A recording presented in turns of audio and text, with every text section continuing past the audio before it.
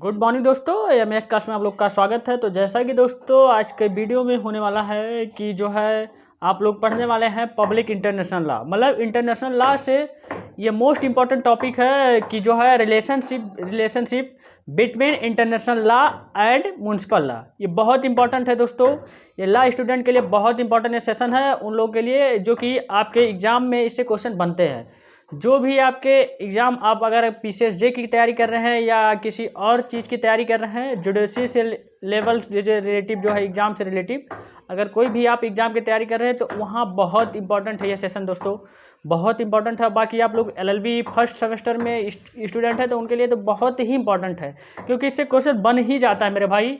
ये कॉमन सा है चीज़ें, और मैं चीज़ें पढ़ा भी चुका हूँ, बाकी बहुत चीज़ें मैं पढ़ा चुका हूँ जो इंपॉर्टेंट टॉपिक है वो लोग आप लोग जा करके देख लीजिए। प्ले लिस्ट बना हुआ है, आप लोग देख लीजिएगा अच्छे से बढ़िया से। बाकी अब इसके बाद दोस्तों एक टॉपिक बचा रहेगा आपको, सब्जेक्ट ऑफ इंटरनेशनल लॉ। तो सब्जेक्ट ऑफ इंटरनेशनल लॉ एक टॉपिक बचा है जो कि मोस्ट इंपॉर्टेंट है, वो भी मैं आपको अगली वीडियो में मैं आपको बता दूंगा। बाकी आप लोग का इंटरनेशनल लॉ कंप्लीट हो जाएगा मेरे भाई। जो इंपॉर्टेंट टॉपिक है जो कि आपको आगे चल करके भी काम आएंगे, और बाकी एग्जाम में वो देखिए सेलेक्टिव क्वेश्चन है। जो आप लोग अगर सेमेस्टर एग्जाम में है तो सेलेक्टिव क्वेश्चन रहता है, उससे कोई दिक्कत नहीं होगा मेरे भाई। तो चलिए अब हम लोग स्टार्ट करते हैं क्या होता है अंतर्राष्ट्रीय विधि तथा राज्य विधि में अंतर। तो सेशन को लास्ट तक देखिएगा, अगर अच्छा लगेगा तो आप लोग शेयर करिएगा अपने दोस्तों के पास, अगर जो लास्ट रिलेटिव है। बाकी अगर लाइक करिएगा, अगर आप लोग को अच्छा नहीं लगेगा डिसलाइक ज़रूर करिएगा मेरे भाई। और अगर नए होंगे तो चैनल को सब्सक्राइब करिएगा ऐसे ही कंटेंट पाने के लिए। बाकी मैं आप जो लोग जान रहे हैं वो लोग तो जान रहे हैं, जो लोग नए होंगे उन लोग के लिए ही है। तो चलिए स्टेप बाय स्टेप करके हम लोग शुरू करते हैं। बाकी एकदम बेसिकली तरीके से मैं समझाऊंगा मेरे भाई। ये ऐसा तो यूट्यूब पे कभी आपको मिलेगा भी नहीं, ना तो कोई समझाया है ना तो कोई वीडियो, मैंने बहुत वीडियो देखा लेकिन ऐसा कोई टीचर नहीं समझाया दोस्तों। तो इसलिए मैं आप लोग के बहुत अच्छे से तरीके से समझाऊंगा, और आई होप है कि आपको वीडियो अच्छा ही लगेगा, पूरी तरह समझ में भी आएगा, मुझे आशा है पूरी तरह से मेरे भाई, क्योंकि मैं भी एक स्टूडेंट ही हूँ, आप लोग का ला के स्टूडेंट ही हूँ, तो इसलिए मैं बता रहा हूँ। चलिए बाकी पूरी कोशिश करूँगा।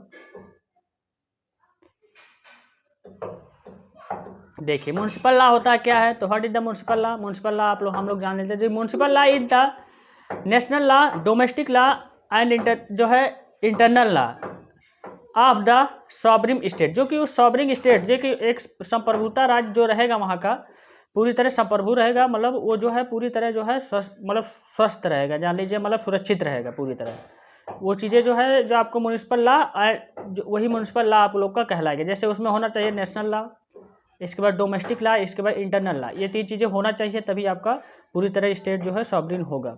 तो ये कहा गया है बस आप लोग। इसके बाद PIL देख लिए, पब्लिक इंटरनेशनल लॉ क्या होता है। तो पब्लिक इंटरनेशनल लॉ मैं आपको पहले बताया हूँ, इसकी डिफिनेशन क्या होती है क्या नहीं होती है, लेकिन एक बार फिर से मैं बता दे रहा हूँ। तो ये अंतर्राष्ट्रीय विधि से आशय उन नियमों से है जो स्वतंत्र देशों के बीच परस्पर संबंधों के निपटारे के लिए लागू होते हैं। जैसे अंतर्राष्ट्रीय विधि किसी देश के आमने जो है एकदम अपने कानून से इस अर्थ में भिन्न है कि अंतर्राष्ट्रीय विधि दो देशों के संबंधों के लिए लागू। एकदम सिंपल सा मतलब है कि म्युनिसिपल लॉ होता है कि एक मतलब एक पर्टिकुलर जगह पर लागू होगा, और बाकी जैसे एक स्टेट में लागू होगा म्युनिसिपल लॉ। जैसे नगर पालिका, उसका नाम ही है नगर पालिका कानून, जो कि आप लोग नगर पालिका जानते होंगे, ग्राम पंचायत जानते होंगे, तो ऐसे ही ये चीज़ें है। बाकी आप लोग का इंटरनेशनल लॉ क्या होता है, इंटरनेशनल लॉ दो स्टेट के बीच लागू होता है मेरे भाई। जो दो स्टेट जब अगर सहमत होते हैं कोई या कोई चीज़ करते हैं, या यहाँ से साझा कोई चीज़ करते हैं, या कोई व्यापार करते हैं, तो उन लोग के बीच लागू होता है जो है इंटरनेशनल लॉ। अब ये स्टेट क्या होता है, तो स्टेट मैं आपको पहले बता चुका हूँ कई बार, कई वीडियो में मैं बता देता हूँ कि यहाँ जो है इंटरनेशनल लॉ आप लोग पढ़ रहे हैं मेरे भाई, तो यहाँ स्टेट उस देश को कहा गया, एक देश को। बाकी जो है ऐसा नहीं कि एक प्रदेश को कहा गया, एक देश को कहा गया, एक कंट्री को कहा गया है एक। चलिए अब आप लोग समझ चुके होंगे, ऐसा ही है बस। आगे देखिए अब इंटर जो है, हाँ, internship between national law and international law. अब क्या है ये, अब इसमें जो है आप लोग के जो है 5 थ्योरी दिए गए हैं, मोस्ट इंपॉर्टेंट थ्योरी। 2 ही थ्योरी मोस्ट इंपॉर्टेंट है, जो कि आपके मोनिज्म थ्योरी होते हैं, इसके बाद आपका डेलीगेशन थ्योरी, जो कि आपके जो है बहुत इंपॉर्टेंट होते हैं। ये 2 थ्योरी तो क्वेश्चन बन ही जाते हैं जहाँ तक है, इससे फुल क्वेश्चन भी बनता है मेरे भाई। तो इस वीडियो को लास्ट तक देखिएगा एक बार, फिर से आपको मजा आने वाला वास्तव में, मैं कह रहा हूँ। तो जैसा कि दोस्तों इस मतों को मानने वाले विधिशास्त्री जो है बहुधा विधि की आंतरिक रचना के वैज्ञानिक विश्लेषण पर जोर देते थे, जो कि यहाँ के वैज्ञानिक विश्लेषण पर जोर देते थे, जो कि इनके अनुसार जो है संपूर्ण विधि एक जो है इकाई के रूप में है, जिसमें बंधकारी विधि के नियम होते हैं मेरे भाई। इसमें कहा गया जो कि मतलब बंधकारी, आप लोग समझ लीजिए कि बंधकारी क्या होता है। मतलब एक बंधित, मतलब एक एरिया में जैसे कैपेसिटी होती है उसकी, कि आप लोग जैसे आप लोग के घर पे कोई है, आप लोग पूरे घर पे गार्जियन कौन होता है, तो आपके मम्मी पापा होते हैं या पापा होते हैं, जो भी है, जो पैसा कमा के लाता है वही होता है, जहाँ तक होता है कि फिर मम्मी भी घर की मतलब पूरी होती है। तो उन लोग का ही आप लोग के ऊपर दबाव, आप लोग का प्रेशर रहता है, उन लोग का पूरा अधिकार होता है कि आपको क्या करना है क्या नहीं करना है, किस चीज़ में जाना है, आपको कहाँ जाना है, उनका ही अधिकार होता है। जैसे एक पर्टिकुलर स्कूल में आप लोग पढ़ रहे हैं, ठीक, स्कूल का ही वहाँ रूल होता है, आपको स्कूल का रूल फॉलो करना पड़ेगा। एक कॉलेज में पढ़ने, कॉलेज का रूल फॉलो करना पड़ेगा आपको, या कहीं आप काम कर रहे हैं, कहीं जॉब कर रहे हैं, तो वहाँ का रूल फॉलो करना है, तो वहाँ का बंधित रूल होता है। इसका मतलब यही है जी। चाहे वह राज्यों पर या व्यक्तियों पर हो, दूसरी इकाइयों पर लागू हो, मतलब चाहे वो स्टेट पे लागू हो, चाहे एक व्यक्ति पे, एक पर्सन पे लागू हो, चाहे वो किसी और अन्य जो है आपके जो है मतलब जैसे कुछ कंपनी भी होती है, उस कंपनी पे लागू हो, या पार्टिकुलर जैसे मैं स्कूल बता दिया, ये चीज़ें बता दिया, तो ऐसे ये कहा गया है। अंतर्राष्ट्रीय विधि सच्चे अर्थ जो है अर्थ विधि है, जो कि अर्थ विधि है एकदम बहुत अच्छे से। और इस बात को ध्यान में रखते हुए एकतावाद सिद्धांत उचित है। तो एकत्ववाद को मानने वाले विद्वानों ने राइट, केल्सन तथा ड्यूगेट आदि नाम है। तो इन्होंने राइट कहा, इस थ्योरी को अच्छा कहा। तो इस थ्योरी, इसमें आप लोग दो लोग का नाम जान लीजिएगा। एक का नाम एक विधिशास्त्री है आपके केल्सन, और दूसरे हैं आपके ड्यूगेट। ये बहुत इंपॉर्टेंट है, इनको याद रखिएगा। देखिए आपको दूसरा देखिए आप लोग का डेलीगेशन थ्योरी क्या होता है, समर्पणवाद। मैं आपको जो है होगा डुअलिज्म थ्योरी आप लोग का है, वो नीचे बताऊंगा। देखिए मैं भाई डुअलिज्म, हाँ 3 थ्योरी, डेलीगेशन थ्योरी और डुअलिज्म थ्योरी भी बहुत इंपॉर्टेंट है मेरे भाई, ये भी बता दूँ, जो कि डुअलिज्म थ्योरी से क्वेश्चन बन जाते हैं डायरेक्ट। देखिए कि आपको अब की बार पढ़ना है, आप लोग को मैं बताया हूँ कैसे कैसे आप लोग का एग्जाम में आ रहा है। जो semester LLB first year semester में स्टूडेंट हैं, जो कि ला कर रहे हैं आप लोग, तो उसमें जान रहे हैं, मैं पहले ही बता दिया हूँ कि टॉपिक वाइज क्वेश्चन पूछे जा रहे हैं, तो इसलिए मैं बाकी आप लोग देखिए अंतर्राष्ट्रीय विधि संवैधानिक नियमों द्वारा जो है प्रत्येक राज्य के संविधान को यह अधिकार है, ये इसमें ये कहा गया संविधानिक, एक पूरी तरह संवैधानिक अधिकार है कि वो समर्पण रहेगा, पूरी तरह संविधान के अकॉर्डिंग ही रहेगा। कोई भी क्षेत्र एरिया हो, कोई भी कानून लागू करना हो, तो संविधान के दायरे में रख करके करना होगा। ऐसा कि नहीं कि आप जो है कॉन्स्टिट्यूशन से ऊपर जा करके काम कर रहे हैं, तो ऐसा कुछ नहीं है मेरे भाई। आप लोग को जो है कॉन्स्टिट्यूशन के दायरे में करना पड़ेगा। आपके जो भी स्टेट का वहाँ रूल होगा, उसी के दायरे में रख करके करना पड़ेगा। प्लस जो है कॉन्स्टिट्यूशन, मतलब जैसे सबसे ऊपर जो है आपके इंडिया में जो है कॉन्स्टिट्यूशन, मतलब संविधान को ही माना गया है मेरे भाई, इसलिए संविधान के अकॉर्डिंग सब लोग चलते हैं। तो चलिए ये कहा गया। तीसरा पॉइंट है, आपको आप लोग सही से पढ़ लीजिएगा, उसमें पढ़ने की कोई ज़रूरत नहीं, मैं बता दिया। ट्रांसफॉर्मेशन थ्योरी होता है, ये रूपांतरण जो है, इसको हिंदी में कहते हैं रूपांतरणवाद, ये होता है ट्रांसफॉर्मर जो थ्योरी। तीसरा नंबर अंतर्राष्ट्रीय विधि और विशेषाधिकार अंतर्राष्ट्रीय संधियों और नियमों को राज्य विधि क्षेत्र में लागू करने के लिए पहले इनका रूपांतरण आवश्यक है। मतलब रूपांतरण मतलब निरीक्षण, वही चीज़ करना। अंतर्राष्ट्रीय संधिया के नियम जो है राज्य विधि के क्षेत्र में तभी लागू किए जा सकते हैं मेरे भाई। पहले जो कोई भी कानून बनेगा तो उसका निरीक्षण होगा कि कैसे क्या है क्या नहीं है, तभी तो कोई किसी देश में लागू होगा। जैसे आपका कोई भी रूल या कोई भी कानून बनता है A to Z, मतलब कोई भी अगर आप लोग एडवोकेट बनने वाले हैं, अगर वहाँ जाएंगे, जैसे हाई कोर्ट में जा रहे हैं, हाई कोर्ट में जा रहे हैं, या डिस्ट्रिक्ट कोर्ट में जा रहे हैं, जिस सिविल कोर्ट में, जिस भी कोर्ट में जा रहे हैं आप लोग, सुप्रीम कोर्ट जा रहे हैं, जिस भी कोर्ट में जा रहे हैं, तो वहाँ का रूल, वहाँ का रेगुलेशन रहेगा। जब वहाँ कोई एक्ट बनेगा मेरे भाई, तो वहाँ उस एक्ट को एक निरीक्षण किया जाता है। एक निरीक्षण, एक जांच मतलब बैठा जाती है, एक कमेटी बनती है। तो उसके द्वारा जैसे जज अगर फैसला देते हैं, जैसे सिविल जज इसके बाद फैसला देते हैं, इसके बाद 4-5 लोगों की, जैसे अभी हाल ही में मामला हुआ था यहाँ का, कि जो है वहाँ ये तमिलनाडु वाला, हाँ शायद वहाँ का मामला हुआ। तो जो आप लोग जो है इसका जो मतलब ये बुर्का उर्का पहनने के लिए जो है मुसलमान को लिए ये हुआ था मामला, तो उसमें जो है बेंच बैठी, फिर नहीं हुआ, फिर डिसीजन नहीं हुआ, तो फिर कहे कि 5-6 लोगों की बेंच बैठेगी तब ऐसे डिसीजन होगा, ऐसे ऐसे सही से, तो ऐसे ऐसे डिसीजन हुआ, मतलब तब इसीलिए ये इसमें यही कहा गया है। एकदम मिला जुला के यही है कि जो भी कोई कानून बनेगा, एकदम सिंपल सा मतलब समझ लीजिए, कुछ भी भोजपुरी लैंग्वेज में, एक कोई भी कानून बनेगा तो उसका पहले निरीक्षण होगा, पूरे उसकी जाँच होगी, तभी हुआ देश में लागू होगा, वह स्टेट में लागू होगा, ये कहा गया। अब dualism theory most important theory है दोस्तों, द्वैतवाद। इसमें डुअलिज्म थ्योरी में देख लीजिए आप लोग, तो द्वैतवाद को मानने वाले विधिशास्त्रियों के मत अंतर्राष्ट्रीय तथा राज्य विधि अलग अलग हैं, क्योंकि एकतावादी सिद्धांत पर ही बहुत समय विधिशास्त्रियों का जो है विश्वास था। परंतु 19वीं शताब्दी के कुछ दार्शनिकों ने राज्य की इच्छा प्रभुत्व संपन्नता पर जोर दिया। तो है इन विद्वानों ने राज्य की इच्छा की धारणा, जो यहाँ के विद्वान थे हीगल, नाम था उनका हीगल। हीगल नाम विद्वान से ली, मतलब पूरे इसके बारे में पूरी जानकारी उस विधशास्त्री, तो हीगल जो एक विधशास्त्री थे, बहुत इंपॉर्टेंट, बहुत ही मेन थे, वहीं से ये पूरी शिक्षा ली, वहाँ से विद्वान, मतलब इसके बारे में क्या होगा क्या नहीं होगा, तथा इसका विकास किया। जब इसमें जो है 2 पॉइंट होती है। ए नंबर होता है आपका जो है विषय सूची, विषय संबंधी। राज्य विधि विषय व्यक्ति, जबकि अंतर्राष्ट्रीय विधि विषय राज्य है मेरे भाई, इसमें कहा गया है। विधि संबंधी जो है स्रोत, देखिए दूसरा पॉइंट है, राज्य विधि को स्रोत राज्य की इच्छा है, जबकि अंतर्राष्ट्रीय विधि का स्रोत राज्यों की सामान्य इच्छा है मेरे भाई। देखिए ये कहा गया, यहाँ समझिए, यहाँ बहुत समझने वाली बात है। कहा गया जो है राज्य होगा उसकी जो है राज्य की इच्छा होगी, जो उस राज्य की इच्छा होगी, लेकिन अंतर्राष्ट्रीय विधि जो होगा राज्यों के सम्मान की इच्छा होगी।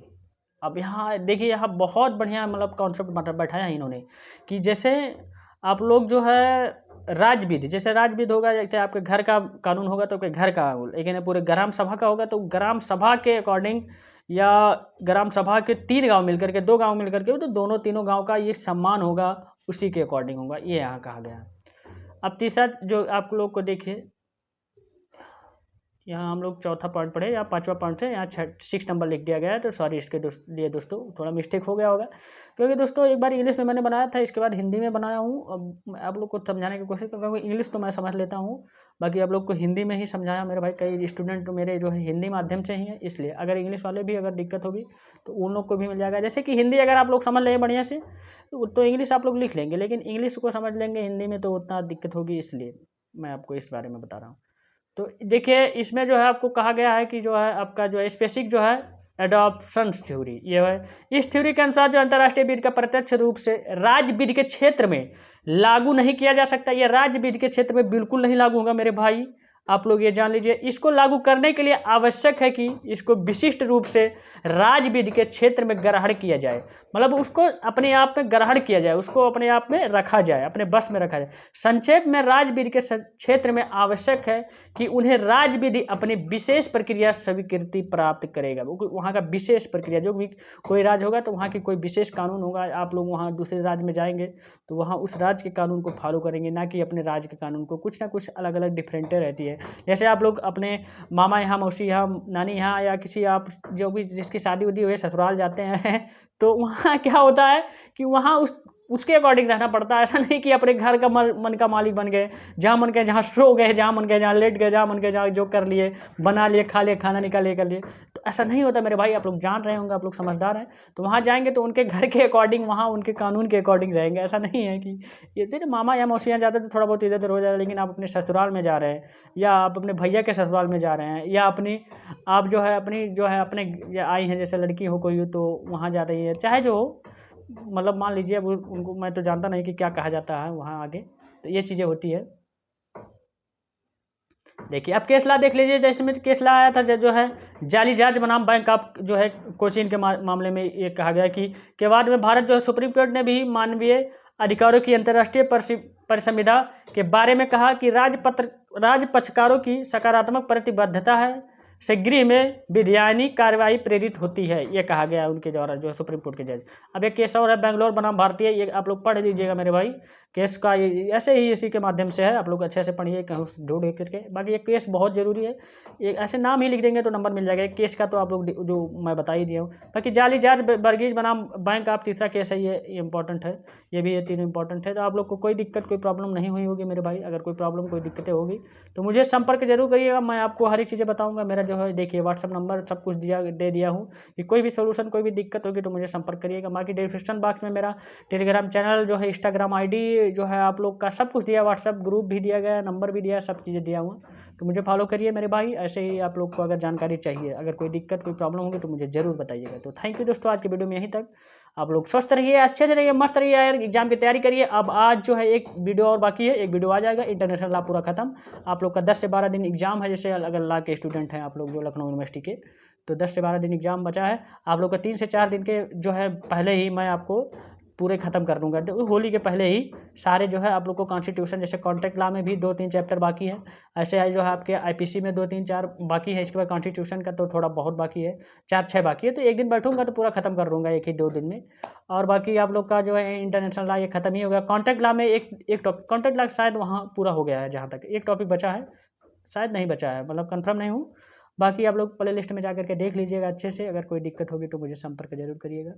और बाकी दोस्तों बस अब यही 6 विशेष है, तो 6 के 6 सारे खत्म हो गया। आईपीसी है, आईपीसी में मैं बता ही दिया हूँ, आईपीसी में 2-3 चैप्टर है, उसमें भी 1-2 चैप्टर है शायद है, मैं आपको बताऊँगा।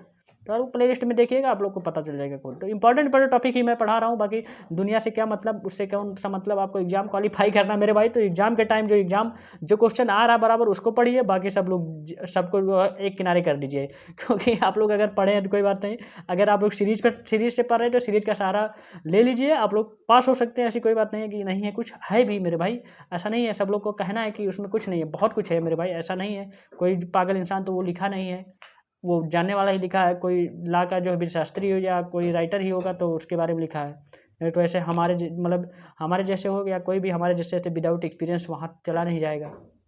इसलिए मेरे भाई सही है, सीरीज भी सही है।